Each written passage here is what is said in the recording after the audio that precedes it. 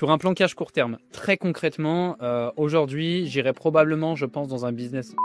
Les premiers 1000 euros, c'est beaucoup plus simple de vendre à une personne selon moi. Aujourd'hui, si tu cherches un plan cash long terme, oui, tu vas trouver un business de passion, là où ça a du sens pour toi. Mais je pense qu'en fait, aujourd'hui, pour du long terme, il va falloir ce business de passion. Pour du court terme, tu te fais violence, tu vas juste là où ça marche. Du moment que tu n'as pas atteint tes objectifs financiers, tu continues de balancer sur la même offre. Du moment que ça fonctionne et que derrière, tu vas pouvoir avoir ce cash pour faire ce qui te plaît vraiment, tu continues. Ça va être dur, tu vas te prendre plein de galères, tu vas faire un truc qui te plaît pas forcément. Mais jusqu'à atteindre ce stade où tu dis voilà, j'ai peut-être un 10K, 50K que je peux ressortir pour mettre là, dans un vrai truc de passion. Salut à toi et bienvenue sur le concept comment générer 1000 euros sur internet le plus rapidement possible. Le concept il est plutôt simple, je vais inviter différents experts dans leur thématique, on va avoir potentiellement des SEO, des gens qui font du dropshipping, des gens qui font de l'affiliation, des gens qui travaillent sur Pinterest, pas mal de personnes et de monétisation différentes. Leur point commun c'est qu'ils travaillent tous sur internet et qu'ils gagnent tous de l'argent grâce à internet. L'idée avec ces invités c'est d'avoir un petit peu leur vision et voir quel est pour eux le business model le plus simple pour générer 1000 euros le plus rapidement possible aujourd'hui sur internet. Ils nous partageront donc un petit peu leur vision, leur stratégie et leur plan d'action précis pour aller chercher 1000 euros le plus rapidement possible sur internet et voir ensuite comment ils feraient pour scale, pour aller chercher des chiffres beaucoup plus gros, voir s'ils structureraient, s'ils resteraient sur le même business model et ainsi de suite. Avant de te présenter l'invité du jour, n'hésite pas à lâcher un petit like et un commentaire, ça m'aide pour le référencement de la chaîne YouTube. N'hésite pas non plus à me recommander un invité en commentaire si tu souhaites que j'interviewe une personne en particulier par rapport à ce concept, n'hésite pas à me le dire et je la contacterai. Et sinon, tu peux retrouver dans la description un lien vers ma formation vente de liens où je t'apprends de A à Z à monter un site de vente de liens avec notamment une étude de cas d'un site qui a généré plus de 30 000 euros de bénéfices sur les 2 dernières années. Et tu auras également un lien vers mes newsletters où là je partage généralement pas mal de concrets, notamment des stratégies que je mets en place, des études de cas. Là par exemple, j'ai sorti une newsletter où je présente une stratégie que j'ai mis en place sur mes sites courant 2024 qui a très bien fonctionné et que je vais répliquer en 2025 sur l'ensemble de mon réseau de sites. Donc n'hésite pas à t'inscrire si tu veux en savoir plus. Et on se retrouve tout de suite avec l'invité du jour. Salut à tous et bienvenue dans cette nouvelle vidéo. Aujourd'hui on se retrouve avec Yohan. Salut Yohan, tu vas bien? Bien et toi? Merci de prendre ce temps. Pas de soucis, ça va également. Bah écoute, si tu veux, je te laisse te présenter pour commencer un petit peu. Eh ben, écoute, avec plaisir. Moi, c'est Yohan Fort, du coup. Je fais des colloques pour les entrepreneurs autour du monde, on va dire. Mais à côté de ça, j'ai une agence de génération de prospects, génération de leads. C'est ça qui m'a permis de prendre un peu mon indépendance, de partir un petit peu autour du monde, comme tu peux le voir derrière moi. La vie est plutôt sympa, ouais. Et ça fait combien de temps, du coup, t'as commencé, du coup, avec la partie agence, génération de leads. Ça fait combien de temps, à peu près, que t'es là-dedans? Je te dirais 1 an et demi, 2 ans. Ok. Et t'es rentré comment un peu dans ce monde-là? Enfin, c'était quoi un peu le début pour se lancer dans... Parce que c'est pas forcément un business model hyper connu comme le dropshipping, comme autre chose. Tu connaissais du monde là-dedans ou t'es rentré là-dedans un peu par hasard? Alors, je suis rentré là-dedans très par hasard. Je te la fais assez courte. J'ai toujours aimé l'entrepreneuriat. J'ai lancé mes premiers business à 18 ans. Je faisais des soirées pour les gens. Bref. Un moment, je voulais faire un concept. Une semaine dans une maison à Chamonix avec 2 entrepreneurs qui, comme moi, voulaient faire de l'argent. Le but, c'était de faire 1000 balles en une semaine. Donc, j'avais fait quoi récemment. On s'est dit, qu'est-ce qu'on peut faire pour faire 5000 euros en une semaine? Il n'y avait pas à chier. Le mieux, c'était de faire du B2B et du produit digital. Et on est allé toquer à toutes les rues, donc du physique, tu vois, on a toqué partout, on a fait les vendeurs. Et on a réussi. Et c'est comme ça que j'ai découvert qu'en fait, les produits digitales, c'était exceptionnel. Voilà. Ok, belle histoire. Et du coup, ouais, c'est genre, t'as loué une maison et tout avec 2 autres mecs, mais vous aviez même pas d'idée à la base. Ouais, c'est marrant. Alors, j'ai pas loué la maison. Enfin, en gros, c'était une maison à ma famille, c'est un Airbnb. J'ai un Airbnb là-bas. Ok. Je l'ai rénové, c'est un garage. Et du coup, je l'avais bloqué une semaine pour faire ça. Avec un gars que je connaissais et l'autre que je connaissais pas. Ok. Bah écoute, c'était un bon lancement, lui, quoi. Bonne première expérience. Bonne expérience, on a bien rigolé. Ok, ça marche, super. Et bah écoute, si t'es chaud, on peut commencer direct. Dans quoi tu te lancerais concrètement aujourd'hui pour aller générer tes premiers 1000 euros le plus rapidement possible dans l'idée et tout en restant évidemment sur Internet? Qu'est-ce que tu ferais concrètement aujourd'hui? Eh ben, je pense que c'est la raison que tu as partout. Sur un plan cash court terme, très concrètement, aujourd'hui, j'irai probablement, je pense, dans un business B2B. Pour faire les premiers 1000 euros, c'est beaucoup plus simple de vendre à une personne, selon moi. Parce que je connais pas forcément le B2C ou le e-commerce. Enfin, Ok. B2C, mais sur un angle différent. Et je te dirais, c'est plus direct. Attention, parce que ça demande beaucoup de skills. Donc, évidemment, cette phrase, je commencerai par me former. Oui, elle est vraie. Il va falloir apprendre beaucoup de compétences. Je pense que tu as un énorme saut entre les personnes qui aujourd'hui n'ont aucune compétence business et les personnes qui gèrent des choses, qui avancent tous les jours, qui après. Donc forcément, te former.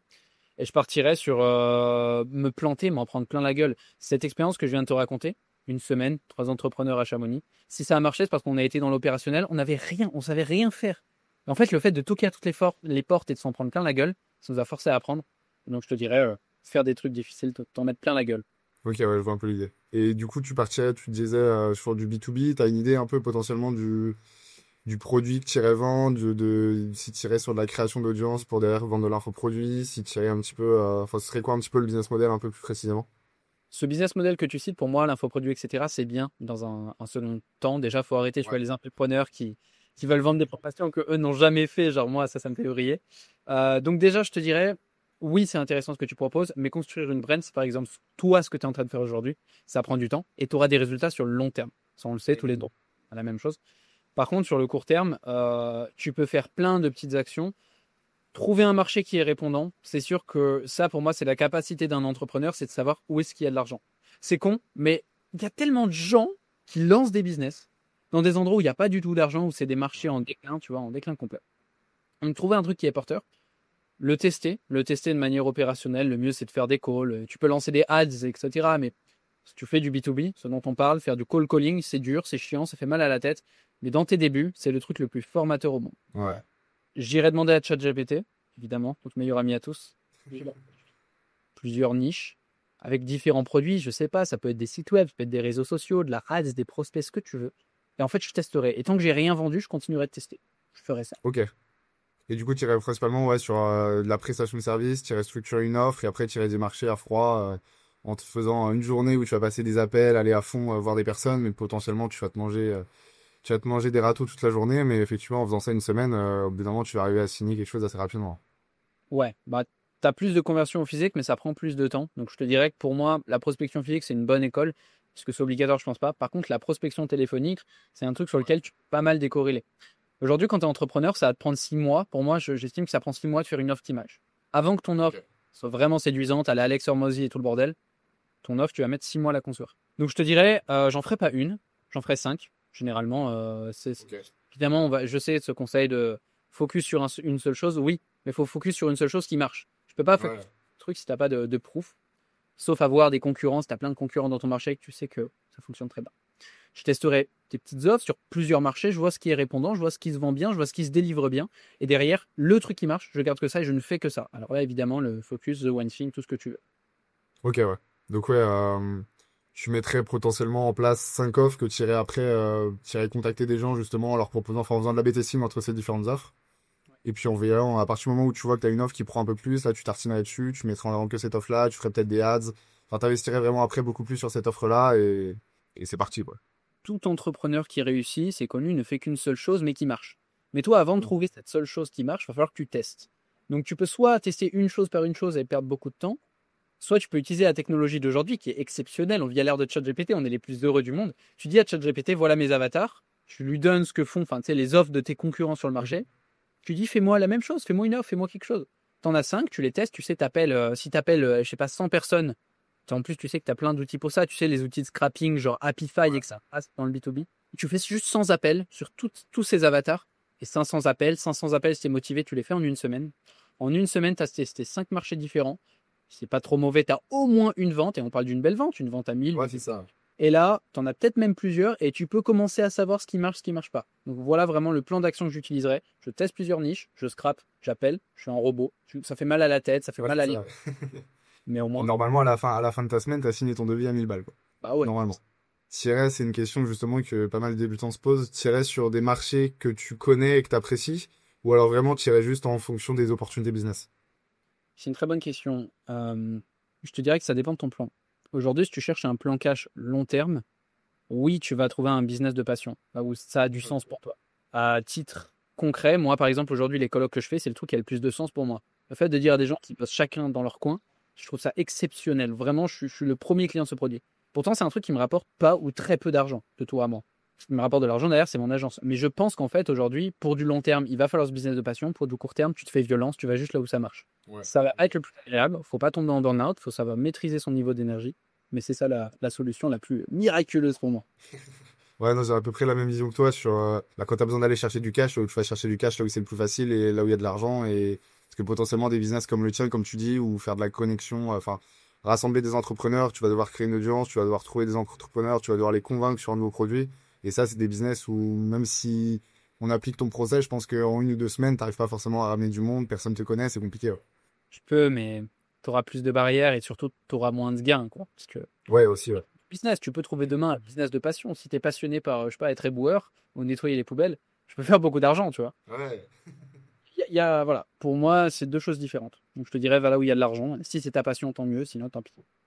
Ok, intéressant. Et justement, si ça va un peu dans ce prolongement-là, par rapport au premier business model que tu disais, à partir du moment où, mettons, que tu commences à générer un peu enfin, tu commences potentiellement à avoir tes premiers clients, mettons que tu t'as signé 2 devis à 1 000 euros, par exemple, tu as généré 2 000 euros. Qu'est-ce que tu ferais ensuite pour scale? Tu resterais sur mettons que tu as ton offre qui marche, tu scalerais à fond sur cette offre-là, ou potentiellement tu utiliserais cet argent, justement, déjà tes 2 000 euros, pour aller sur un business qui est un peu plus aligné avec tes valeurs, choses comme ça. Ou alors vraiment tu tartinerais pour vraiment faire plus d'argent et peut-être changer un peu de business model plus tard. Pour moi, c'est logique. Du moment que tu n'as pas atteint tes objectifs financiers, tu continues de balancer sur la même offre. Aussi douloureuse soit-elle, peu importe. Du moment que ça fonctionne et que derrière, tu vas pouvoir avoir ce cash pour faire ce qui te plaît vraiment, tu continues. Ça va être dur. Tu vas te prendre plein de galères. Tu vas faire un truc qui ne te plaît pas forcément. Mais jusqu'à atteindre ce stade où tu dis, voilà, j'ai peut-être un 10K, 50K que je peux ressortir pour mettre là, dans un vrai truc de passion. Bah, du moment que tu les as pas, tu vas juste passer d'un truc où tu as galéré pendant 6 mois à un autre truc où tu vas galérer à nouveau pendant 6 mois. Ouais, Il y a trop d'intérêt. ouais, c'est vrai. Et mettons que tu commencerais à déléguer un petit peu à partir de cette partie-là, où tu tartinerais, je sais pas, avant d'atteindre peut-être 10, 15, 20K. Tu vois, notamment la partie prospection qui est assez chiante. À partir du moment où tu as signé tes premières offres, tu commencerais à déléguer, ou tu dirais non, je veux plus, je continue un peu sur cette tâche qui est vraiment chiante pour mettre bien en place des process et je délègue plus tard. Je vais dire une vision qui est très simple. Tu délègues quelque chose à partir du moment où il y a une expertise. Et si tu veux déléguer avant d'avoir l'expertise, tu l'achètes. Et là, ça a un coût. Donc, c'est un peu la vision tu vois, d'avoir un employé. Par exemple, une fois, j'ai eu un gars, une fois, qui m'a donné ce conseil très intéressant. Je voulais déléguer la vente d'un produit. Je l'avais même pas vendu, mon produit. Je l'avais même pas vendu. J'étais débutant. Et il m'a dit, mais tu veux qu'un gars aille tester ton marché pour toi, il fasse ton marketing, il trouve des gens et tu veux le payer à la com. Par exemple, tu vas déléguer à un closer.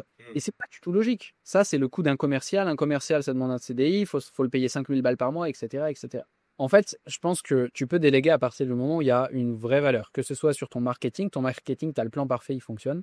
Là, tu peux déléguer. Sinon, ça s'appelle pas déléguer, ça s'appelle acheter. Tu sais, c'est acheter un partenaire, acheter quelque chose, Ouais. acheter une partie de quelqu'un d'autre. Pareil pour ta delivery, pour livrer tes produits. Demain, tu fais, je sais pas, des sites web, tu peux délivrer, tu peux acheter l'expertise de quelqu'un d'autre ou tu peux déléguer ton expertise à toi. Vraiment, il y a ce step de je maîtrise, après je délègue. Voilà comment je le ferai. Ok.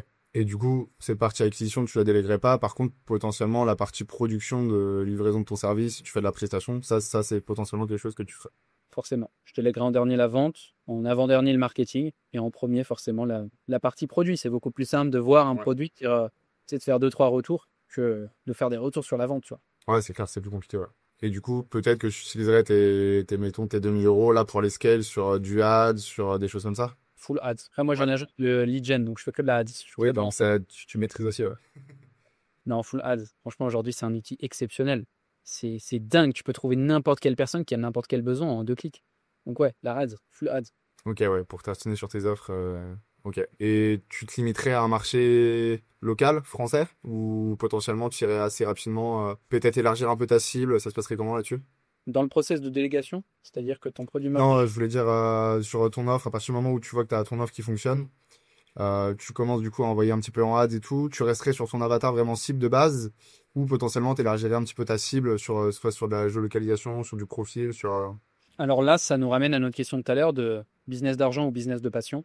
Ça dépend du virage que tu peux prendre. À partir du moment où ça marche, tu commences à en générer. Soit tu peux passer sur autre chose, mais du coup, tu vas pas scale. Soit tu veux vraiment avoir un objectif de scale, un objectif financier. Et là, oui, tu peux faire une ouverture à l'international, tu peux faire une vraie délégation, des vrais process, etc. Je pense que c'est beaucoup plus simple d'ouvrir ton offre à l'international parce que tu n'as rien à changer à part la langue que de créer une nouvelle offre pour un nouvel avatar. C'est ma croyance après. Ok. Ouais, non, j'ai à peu près la même vision que toi là-dessus. Ouais.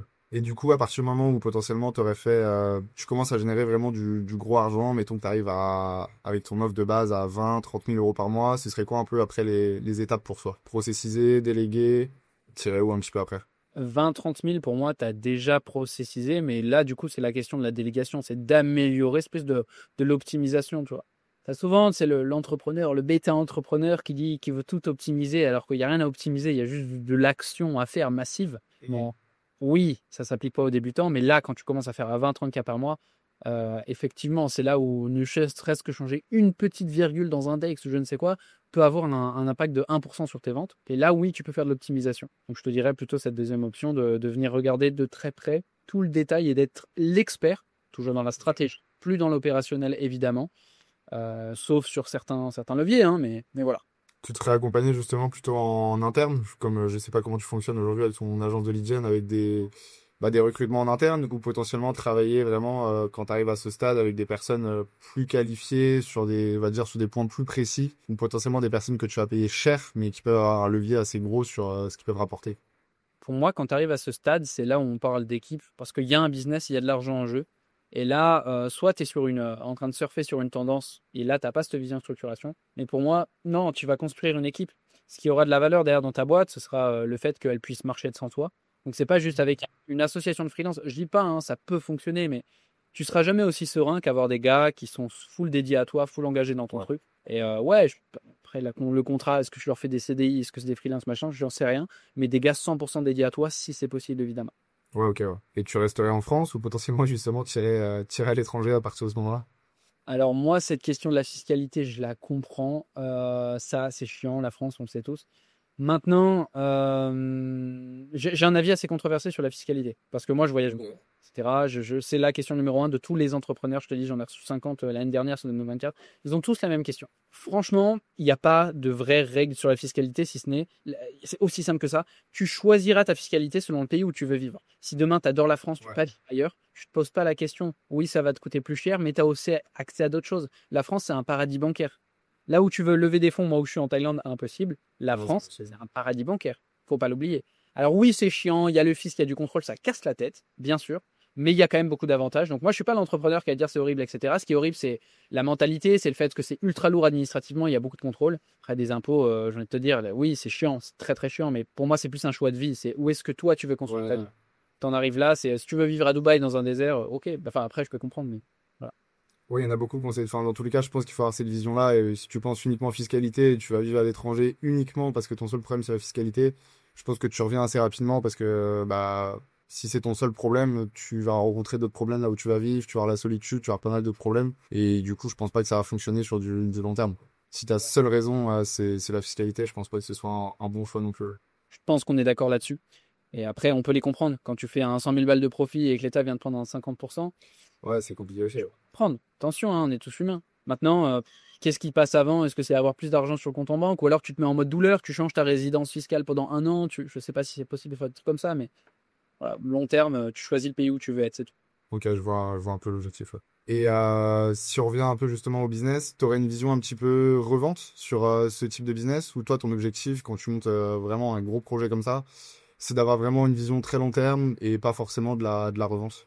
Typiquement, tu vois, ceux qui lancent des SaaS, ils ont souvent un objectif de revente sur du 3, 4, 5 ans. Sur un business que tu peux lancer comme ça, un peu en mode prestation de service, agence, tu aurais une vision revente ou pas forcément?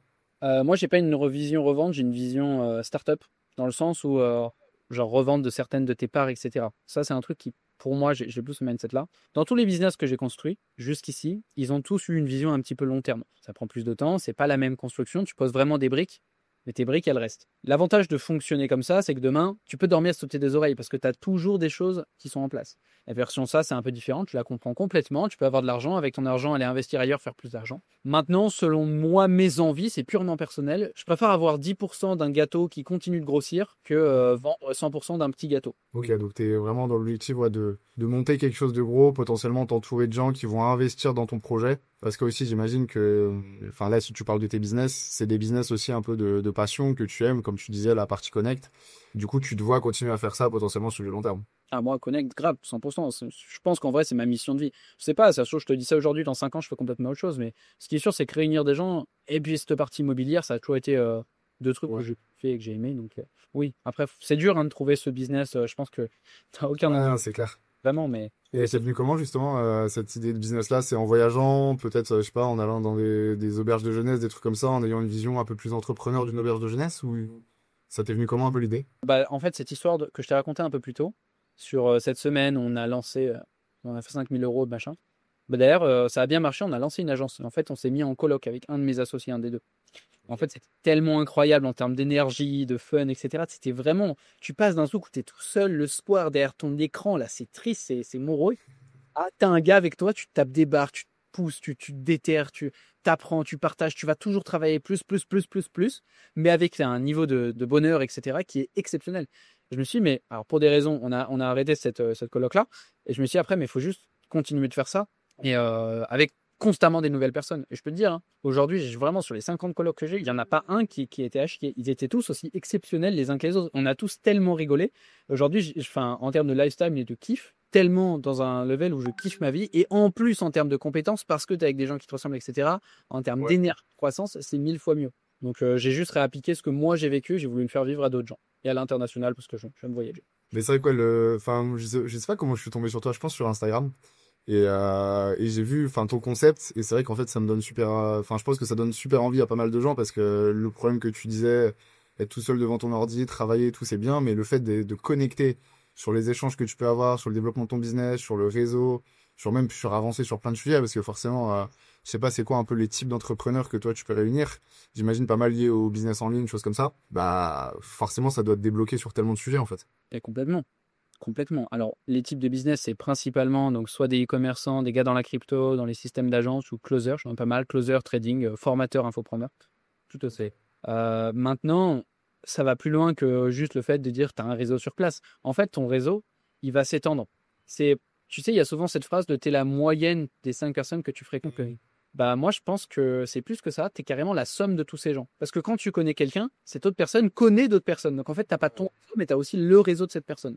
Et tu fais ça à grande échelle. Imagine que tous les mois, tu changes de coloc, tu rencontres 5 nouveaux entrepreneurs dans le même mindset que toi. Tu as leur raison à tous ces gens-là. En fait, au mieux que de connaître, toi, individuellement, 10 personnes, tu connais les 10 personnes que ces gens connaissent là. Donc, en fait, c'est là où on dit tu as le bras long, bah, tu connais 100 personnes sans le savoir. Du coup, tu peux répondre à toutes tes problématiques. Mais aujourd'hui, dans le business, je l'ai vu, je l'ai vécu, j'ai 1001 exemples pour ça. Le réseau, c'est ce qui te fera avancer. Quand on parle de gros chiffres, attention, c'est pas pour être un freelance. Et encore, tu lances, tu peux trouver des clients en bouche à oreille. Si tu savais la microéconomie qu'il y a à l'intérieur, ils se vendent. Ah non, ça m'étonne pas. Ouais. Bah, c'est clair. Si t'as des infopreneurs, des mecs qui sont sur la création de contenu, du montage, enfin même pour des, enfin ouais, c'est clair que ça doit pas mal connecter entre les deux. Ouais. Et c'est que des Français ou t'as un petit peu de tout? J'ai 80% des Français. Ok, ok. Ok, ça marche. Bah écoute, je pense qu'on a fait à peu près le tour. On a à peu près ta vision de comment tu te relancerais un petit peu aujourd'hui sur Internet et comment tu irais faire de l'argent. C'était assez intéressant. Je te remercie. N'hésite pas, si tu veux faire un petit peu la pub justement et Connect et où est-ce qu'on peut te retrouver sur les réseaux, n'hésite pas. Eh ben, écoutez, pour tous ceux qui en ont marre un peu de bosser dans leur coin ou qui veulent la passer, évidemment, vous pouvez aller sur Instagram. Je pense que tu le mettras, donc Fort. Ouais, et puis l'idée, de toute façon, c'est au-delà de ça. Moi, c'est plus un message que j'ai envie de partager. C'est les gars, arrêtez d'être tout seul. Que ce soit par mois ou pas par mois, juste vivez avec d'autres gens qui vous ressemblent. Allez à des événements, allez rencontrer du monde et tu iras 1000 fois plus vite. Et franchement, je te promets ce que vous voulez, tu iras 1000 fois plus vite en rencontrant des gens qui te ressemblent. Et tu kifferas 1000 fois plus, et ça, c'est important aussi. Je suis d'accord avec toi. Ça marche. Bah écoute, merci à toi et puis on se dit à la prochaine et peut-être bientôt dans une coloc. Eh ben, écoute, merci, t'es le bienvenu. Hein. Bah pas de souci. À la prochaine. Allez, ciao, ciao.